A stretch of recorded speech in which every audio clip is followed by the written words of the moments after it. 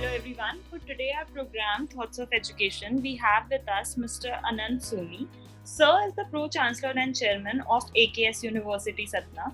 He is also the Chairman of Private Universities Welfare Association Madhya Pradesh and a member of Center for Education, Growth and Research. He is an innovator cum entrepreneur and mentor of large number of social projects. He believes that young generation is truly sincere, dedicated and keen to adopt new practices of blended learning, teaching and learning models. He urges the students to appreciate their role in the creation of a new world that will exist without fear, conflict or contradiction. We welcome you, sir. Thank you ma'am, बोलिए। साक्षी good और सभी दर्शक जो मुझे देख रहे हैं, मुझे सुन रहे हैं, सबको मेरा नमस्कार। So, sir, to begin with the interview, sir, first question would be, what is your philosophy of leadership and how would you describe your leadership style? My philosophy of leadership is this, कि मैं सबको साथ में लेकर के चलता हूँ, जो नरेंद्र मोदी जी का है, सबका साथ सबका विकास। जब तक कोई इंस्टीट्यूशन में जितने स्टेक होल्डर्स हैं, चाहे वो इंस्टीट्यूशन में टीचर्स हों, पेरेंट्स हों और स्टूडेंट्स हों, जब सबको साथ में आप लेकर के चलते हैं तो बेहतर आप इंस्टीट्यूशन की इमेज भी बना पाते हैं और बेहतर डिलीवरी भी कर पाते हैं। तो मेरा जो मोड ऑफ अप्रेंटिस है वो यह है कि सबको साथ में लेकर के चलना। ऑफ कोर्स कि जो सही है उसी पे ही स्टिक होना चाहिए, लेकिन जो राय है वो सबकी ली जानी चाहिए। जी राइट सर। तो सर हमारा अगला सवाल होगा कि what are the biggest challenges you see both in the higher education and in your institute specifically as well? Higher education में जो सबसे बड़ा चैलेंज है वह है गुड फैकल्टीज का रिमोट एरिया में होना। ये बड़ा चैलेंज है, क्योंकि जिस जगह पे हम लोग हैं वह एक तरह से टियर 3 सिटी है, टियर 3 सिटीज है और यहाँ पर कोई फ्लाइट कनेक्टिविटी नहीं है। 3 घंटे इधर जबलपुर है और 3 घंटे इधर इलाहाबाद या 2-2.5 घंटे खजुराहो, इस दूरी पर फ्लाइट कनेक्टिविटी है। और चूंकि लोकेशन छोटा है इसलिए मेजर जो प्रॉब्लम आती है वो है फैकल्टीज के होने की। लेकिन इस चैलेंज को हमने एक्सेप्ट किया और मुझे बताते हुए बड़ी खुशी है कि इस विश्वविद्यालय में वो फैकल्टीज हैं जो मेट्रो सिटीज में भी जो यूनिवर्सिटीज हैं उनमें नहीं होंगे। जैसे फॉर एग्जांपल मैं आपको बताना चाहूँगा, जैसे माइनिंग है, सीमेंट टेक्नोलॉजी है, या हमारे यहाँ पे जो बाकी इंजीनियरिंग के कोर्सेज हैं, एग्रीकल्चर है, सब में IITs के, NITs के वहाँ से पढ़े हुए या वहाँ के पढ़ने के बाद में बड़ी सर्विसेज में, इंडस्ट्रीज में जॉब करने के बाद और वहाँ से रिटायर्ड लोग जो हैं वो यहाँ पर सर्विसेज दे रहे हैं। जिसमें एक डॉक्टर GC मिश्रा जी हैं जो national council for cement and building materials NCGBM में डिप्टी डायरेक्टर थे, ही इज हियर। एक वाइस चांसलर हैं जो vice chancellor Rajendra Prasad university पूषा में थे एग्रीकल्चर के, डॉक्टर मौर्य, वो यहाँ पर हैं।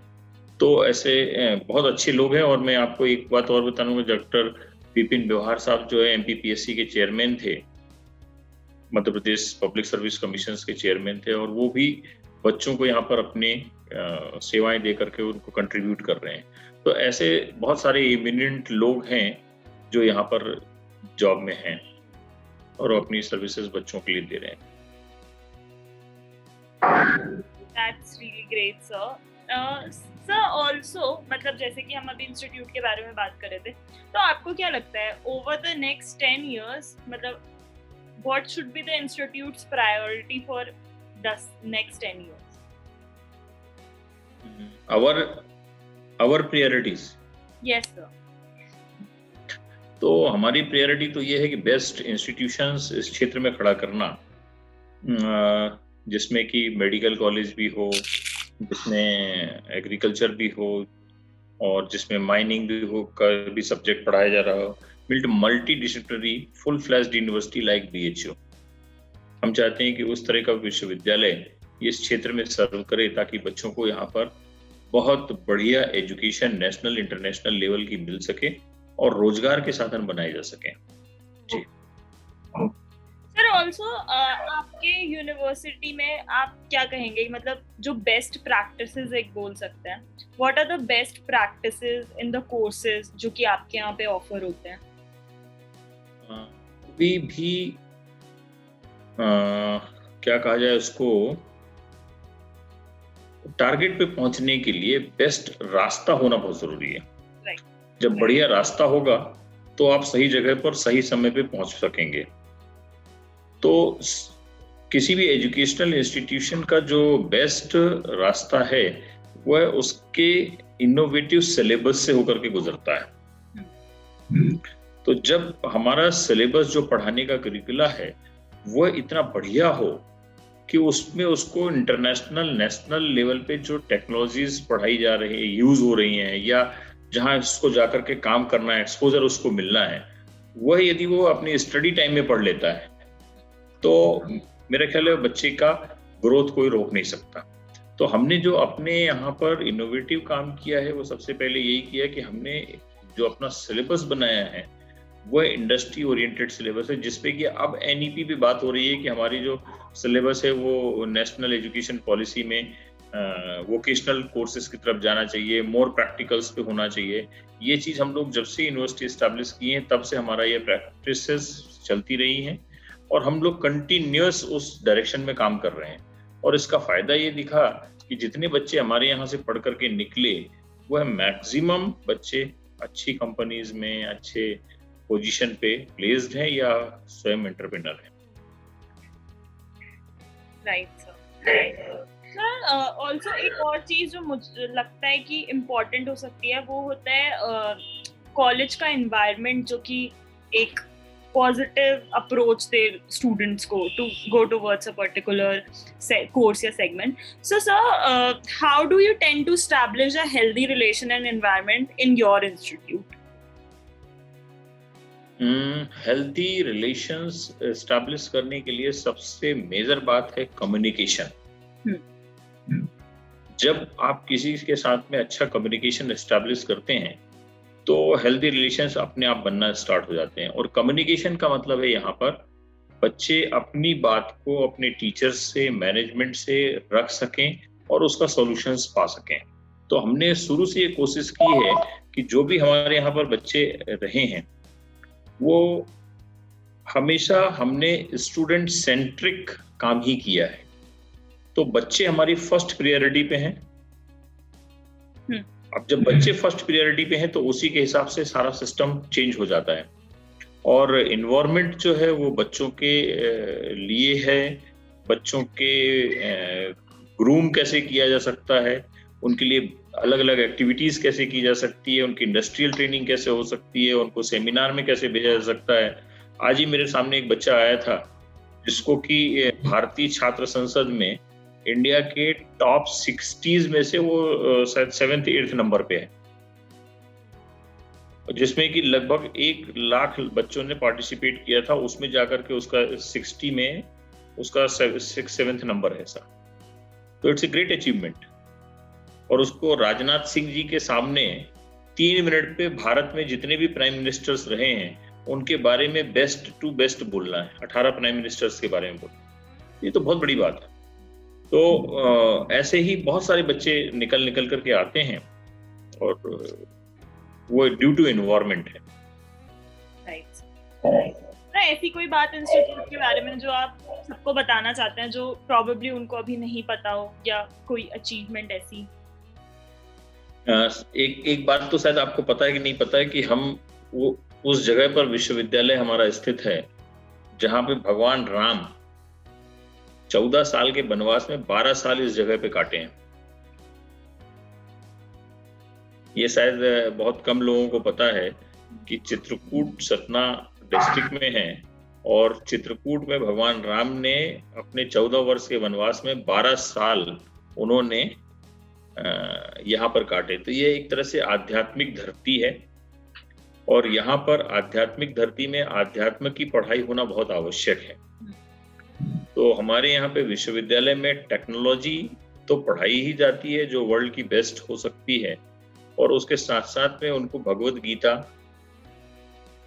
कुरान, बाइबल जो वो पढ़ना चाहे वह सब्जेक्ट ऑप्ट कर सकता है, लेकिन एक सब्जेक्ट उसको पढ़ना अनिवार्य है। और देखिए मजेदार बात मैं बताऊं आपको कि यह काम हम सन 2012 से कर रहे हैं, और मध्य प्रदेश शासन के द्वारा अभी एक सर्कुलर इशू हुआ है जिसमें कि एनईपी के तहत भगवत गीता या रामायण पढ़ाया जाना एक वैकल्पिक विषय के तौर पे मध्य प्रदेश शासन ने सबको सजेस्ट किया है कि आप इसको एक वैकल्पिक विषय में लीजिए, और हम लोग इसको कंपल्सरली सन 2012 से पढ़ा रहे हैं।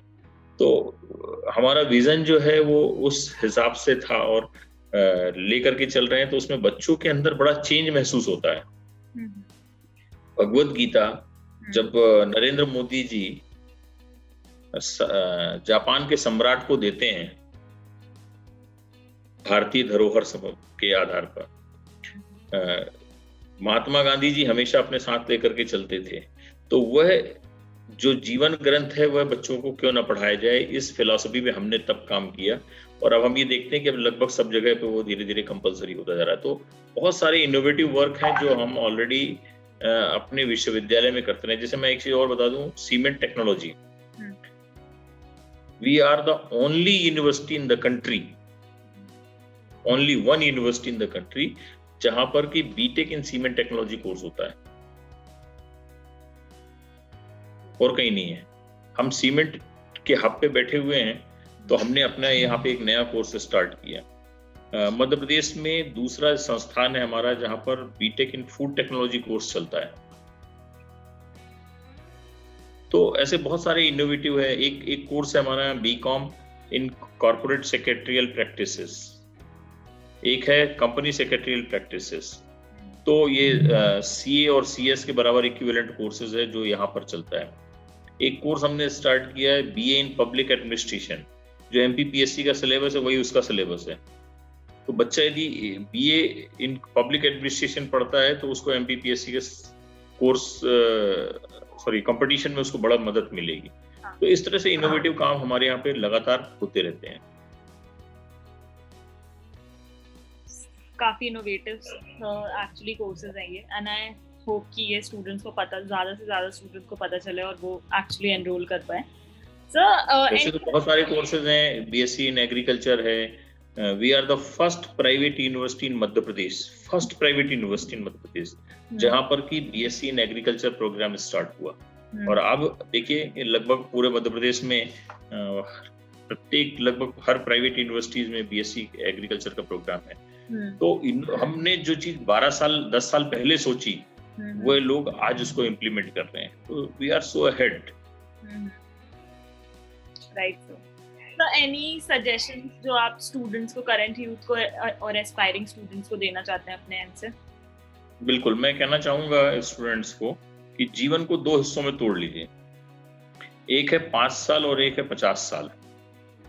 5 साल मेहनत करिए, 50 साल आराम करने को मिलेगा, और 5 साल गंवा दीजिए तो 50 साल मेहनत करनी पड़ेगी।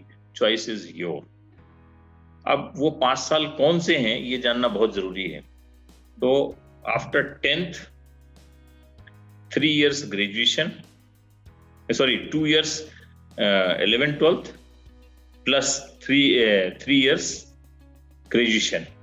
किसी में आफ्टर 10th के बाद में 5 साल, किसी में आफ्टर 12th के बाद में 5 साल, 3 साल ग्रेजुएशन, 2 साल masters degree.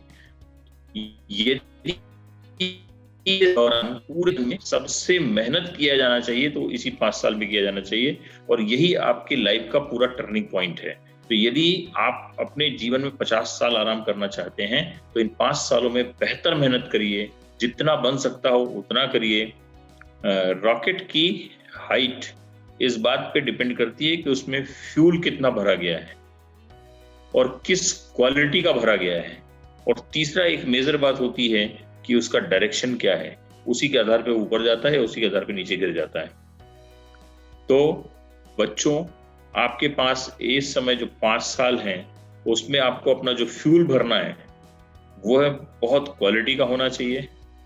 Fuel means knowledge, और आपका डायरेक्शन सही होना चाहिए, कहीं सही कोर्स का चुनाव होना चाहिए, सही जगह पे पढ़ाई करनी चाहिए और मन लगा करके पढ़ना चाहिए, ताकि आपको जो रिजल्ट मिलेगा वो आगे चल करके बहुत अच्छा जीवन में मिलेगा और उससे आप 50 साल आराम कर सकते हैं। ये मेरा बच्चों को संदेश है। Thank you, sir.